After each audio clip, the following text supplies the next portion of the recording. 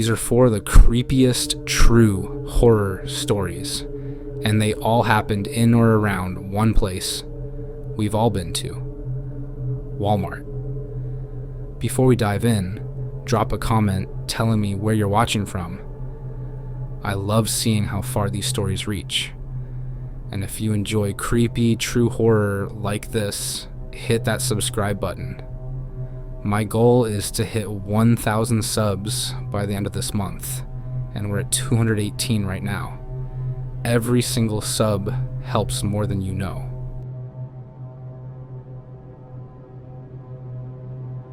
I got the overnight shift at Walmart because I didn't have many other options.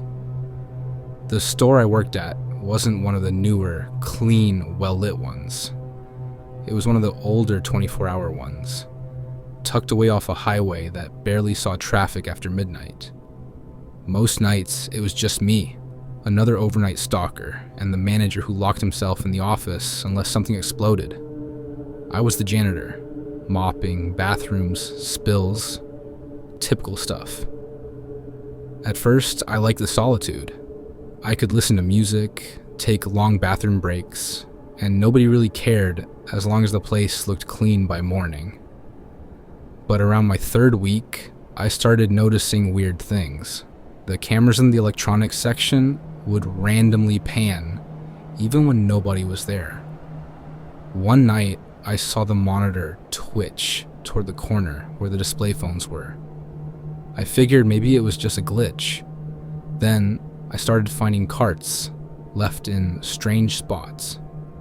Not just near the aisles, like tucked into the middle of the clothing racks, or all the way back by the employees-only door with items in them that no one should have bought at that hour. A cart with a single doll and a knife.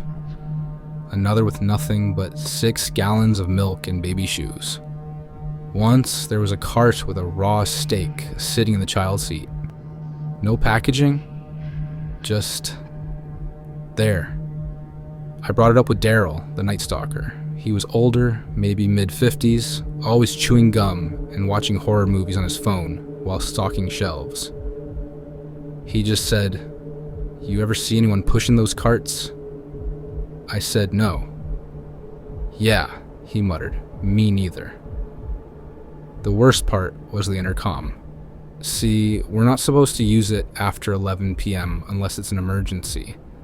But around 3 a.m., it would randomly crackle, and then I'd hear the same thing.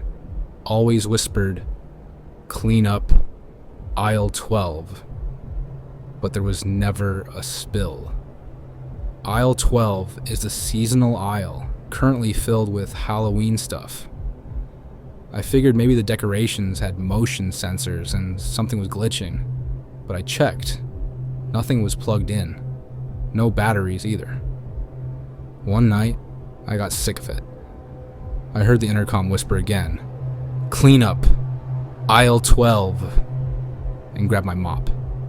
I marched right to the aisle, determined to prove it was just some speaker feedback or a prank. The aisle was dead silent, lit with that cold, buzzing, fluorescent hum. I walked past racks of plastic pumpkins, cheap costumes, fake cobwebs. At the end of the aisle, near the wall, was a single child-sized witch costume, laid out neatly on the floor. The tag had been ripped off. As I stepped closer, I heard something fall behind me. I turned fast, just one of the hanging masks swinging slightly, like someone had brushed past it. I stood there frozen. No footsteps, no wind. I took a breath, leaned down to pick up the costume, and that's when the overhead speaker screamed, "Clean! Up! Aisle 12!" This time it wasn't a whisper. It was distorted and loud, like a broken speaker turned to max volume. I bolted, left the mop, the costume, everything. I ran back to the break room and stayed there until Daryl came in, blinking like nothing happened. "You heard that, right?" I asked. He looked at me, deadpan. "You mean the voice?" I nodded. He chewed his gum for a second, then said, "That's why nobody takes the overnight janitor job. for more than a month. I told the manager the next morning. He brushed it off as stress. Said I could take a couple days off if I needed. When I came back, Daryl was gone. They said he quit. I took a different shift after that. Daylight only. But even now, I still avoid aisle 12. I went in there once during my break just to prove I wasn't scared. And on the end cap shelf, I saw a new package of mop heads. Only they weren't in inventory yet. And taped to the top of the pack, in a Ziploc bag, was my name tag. The one I had lost that night.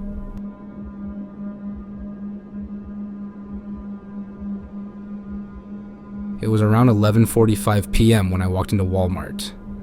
I only needed 2 things: milk and a phone charger. I had just gotten off work and figured I'd make a quick stop on the way home. I always hated how quiet that store felt at night, but I was used to it by now. Just a few scattered shoppers and that weird low-volume radio music that makes the silence even worse. I grabbed a cart mostly out of habit and headed straight for the electronics section in the back. As I walked, I passed one of those big dome-shaped mirrors mounted in the top corner of the ceiling. I glanced up like I always do, just a quick scan, and froze. There was someone behind me, tall, wearing dark clothing, standing completely still. It looked like he was right at the end of the aisle I had just walked through. I spun around. No one. The aisle was empty. I looked back at the mirror, and it was just me now. Maybe I imagined it. Maybe it was a weird shadow or a double image. I kept walking, telling myself not to be dramatic. I got to electronics, grabbed a charger, and started heading toward the dairy section. On the way, I passed by the toy aisle, and again, I glanced up at one of those mirrors. There he was again. Same guy. Same black hoodie. Just standing there, but this time, he was closer. I didn't turn around right away. I watched the mirror for another few seconds. The guy wasn't moving. He just stood at the far end of the aisle, like he was staring directly down it, at me. I turned around quickly. Nothing. No footsteps. No squeaky cartwheels rolling away. Just silence. I walked a little faster after that. My cart started rattling louder than I liked. It felt like the only sound in the whole store. I passed a stock employee organizing cereal boxes and almost asked him if he'd seen anyone following me. But I didn't. I didn't want to sound crazy. When I finally reached the refrigerated section, I grabbed a jug of milk, threw it into the cart, and booked it toward the self-checkout. But as I approached the front, I passed by the mirrored sunglasses display. And there he was again, in the reflection of one of the lenses, standing maybe 15 feet behind me, still, just watching. My throat tightened. I turned around, bracing myself. No one. But something was different now. I turned back to the sunglasses. The reflection was gone. The mirror lens now just showed aisle lighting and the edge of the Coke fridge. I don't know what got into me, but I suddenly wanted to test something. I turned around and walked slowly back toward the last aisle I'd been in. Halfway there, I spotted another dome mirror. I stopped under it, took a deep breath, and looked up. He was there. But this time, he moved. Not walking, just a tiny tilt of the head, like he was acknowledging me. I actually gasped out loud, and in that exact moment the store's lights flickered. Just once, but enough to make me jolt. When the light steadied, I looked up again. He was gone. I didn't even pay for my stuff. I left the cart right there in the middle of the floor and speed walked to the exit. I kept checking behind me, but the place looked empty again. As the automatic doors slid open, I glanced at the mirrored anti-theft panel at the exit and saw him standing in the reflection on the inside of the store, right behind the checkout lanes. But when I turned to look through the glass, nothing. Just silence and empty aisles. I practically ran to my car. I sat there for a while, trying to catch my breath. I kept checking the store's front doors, half expecting to see him walk out. But no one did. I told my roommate about it the next day. He laughed and said, maybe I was just tired, imagining stuff. But here's the thing. Yesterday afternoon, he texted me a photo. He had gone to that same Walmart to pick up snacks. While walking through the frozen food aisle, he took a selfie in one of the chrome freezer doors, trying to be funny. But behind him, barely visible in the reflection, was a tall figure in a black hoodie, standing perfectly still. Same posture, same distance, same man I saw. He swears no one was behind him when he took it.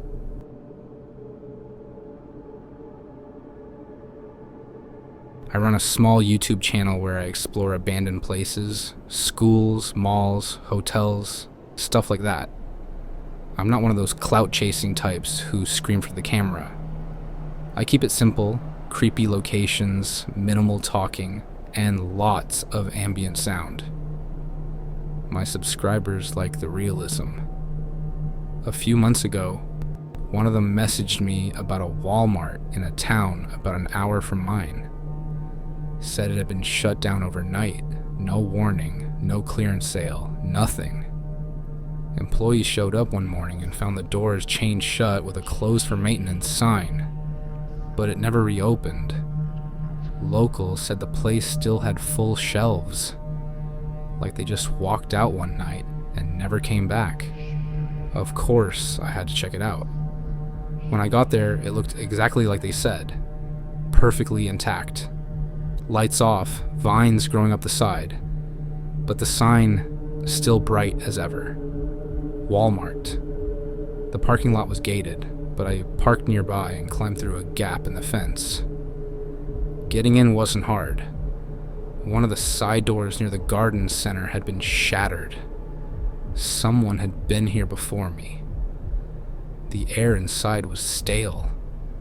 The automatic lights didn't come on, but my flashlight was enough. Everything was still stocked. Cereal boxes, phone chargers, shampoo, even rotisserie chickens still sitting in sealed bags in the hot food case, long rotted. I filmed as I walked through the main aisles. The weird part wasn't that the store was abandoned, it was how untouched it felt. Shopping carts were still sitting mid-aisle, like someone walked away and never came back. A receipt was hanging half-printed from one of the self-checkouts. I started to get this feeling like I wasn't supposed to be there. Then I heard a sound. A faint beep. It was one of the scanners, the handheld barcode readers the employees use. I turned in the direction of it, not saying anything, just letting the mic pick up the echo. Beep. It came again. Closer this time. I slowly walked toward the back of the store, near the stockroom doors. One of them was cracked open slightly, like someone had gone in and never closed it. That's when I noticed something on the floor. A set of footprints in the dust. Not shoe prints. Bare feet. Adult-sized. Spaced far apart, like whoever made them was moving fast. Or running. I followed them toward the break room. The door was open, but inside it looked normal. Lockers, vending machine. Someone's jacket still slung over the back of a chair. I panned the flashlight across the room and nearly dropped it. Written on the whiteboard in red marker was, "Stay out of aisle 9. It follows through reflections." I stood there in silence for a full 30 seconds. Then my flashlight flickered. I smacked it, thinking the battery was dying, but it steadied.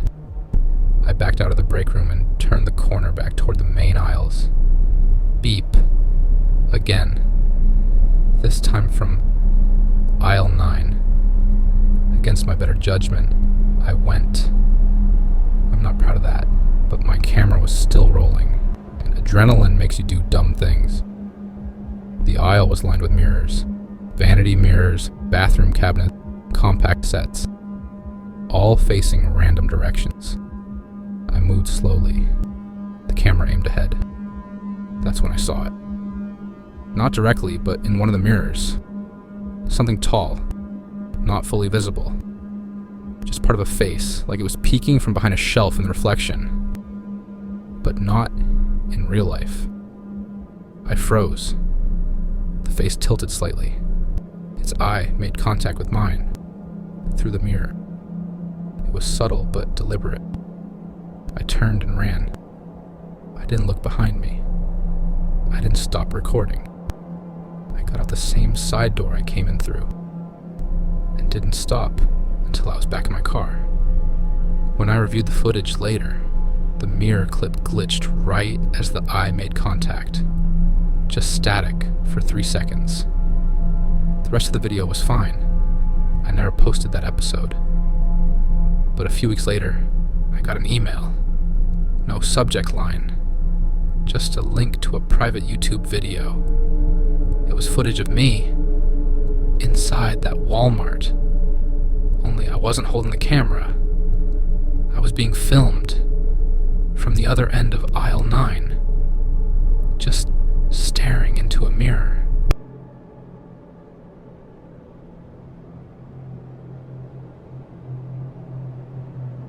I took my son Ezra to Walmart on a Thursday afternoon. He's 5, hyper, talks non-stop about dinosaurs and monster trucks. I only needed a few things: laundry detergent, snacks, and a toy if he behaved. It wasn't crowded, which made it easier to keep track of him. He rode in the cart for a while, but once we hit the toy section, he begged to get out. I agreed. Told him he could pick one thing, then we were leaving. He ran ahead, straight toward the Hot Wheels display in aisle 16. I followed a few steps behind. I swear, I looked away for maybe 5 seconds, tops, checking my phone for a text from my sister, and when I looked back, he was gone. At first, I thought he just ducked behind the shelf. I called his name. No answer. I walked up and down the aisle, thinking maybe he wandered one over to look at action figures. Nothing. Then, I started to get that feeling. The one where the air tightens around you and your chest starts to throb. I kept calling his name, louder now. A woman down the aisle gave me a weird look. I asked if she'd seen a little boy in a red hoodie. She shook her head. I left my cart and started walking quickly toward the front. I stopped an employee and asked him to do a code Adam. He looked confused, like he didn't know what I meant. I repeated it, code Adam. My son's missing. He mumbled something about finding the manager and walked off. I went back to aisle 16, yelling Ezra's name now. I looked behind shelves, under displays. I even checked the stock doors in case he'd slipped through. Then I noticed something strange. There was a fitting room door right at the end of the aisle. That shouldn't have been there. It was just part of the wall. I walked toward it, confused. No signs, no men's or women's label. Just a plain door, slightly ajar. I pushed it open. Inside was a narrow hallway, dimly lit. No mirrors, no benches, just a long gray hallway with a flickering light at the far end. I stepped inside and called out, "Ezra?" The door creaked shut behind me. I turned around immediately, grabbed the handle, but it was gone. There was no door, just wall. Panic surged through me. I turned back and walked down the hallway, fast now. It twisted left then right. The lights buzzed overhead. It felt too long, like I'd walked much farther than the width of the store. Then I heard a voice, a child's voice.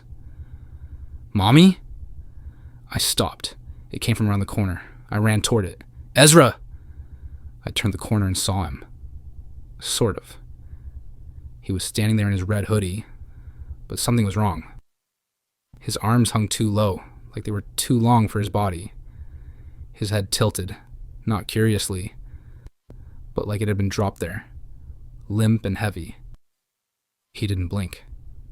"Ezra," I whispered. He smiled, but it wasn't his smile. It was too wide. He took a step toward me, and I instinctively stepped back. "Come on, honey," I said, my voice shaking. "Let's go back, okay?" He didn't move, just tilted his head the other way. Then he whispered, "You're not supposed to be here."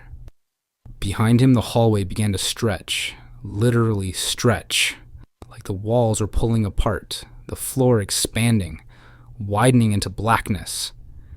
The air got colder. My ears rang. I turned and ran. I don't know how I found the way out. I took random turns, slammed through doors, and finally burst through a supply closet, back into the main store. An employee stocking towels nearly screamed when I flew out of the wall. I was soaked in sweat. My phone was dead. My shoes were dirty with dust. And my son? He was at customer service, crying. Said he'd been looking for me. He didn't remember the hallway. Didn't remember the voice. The manager told me I had probably walked into the wrong back room.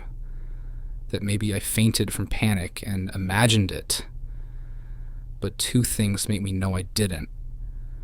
First, Ezra hasn't been the same since. He doesn't talk about dinosaurs anymore. He won't go near mirrors. And he started drawing these stick figures with long arms and no faces. Second, when I got home and checked his hoodie, I found something inside the pocket. A receipt. No date, no time, no items. Just one thing printed in big black font. Return to aisle 16.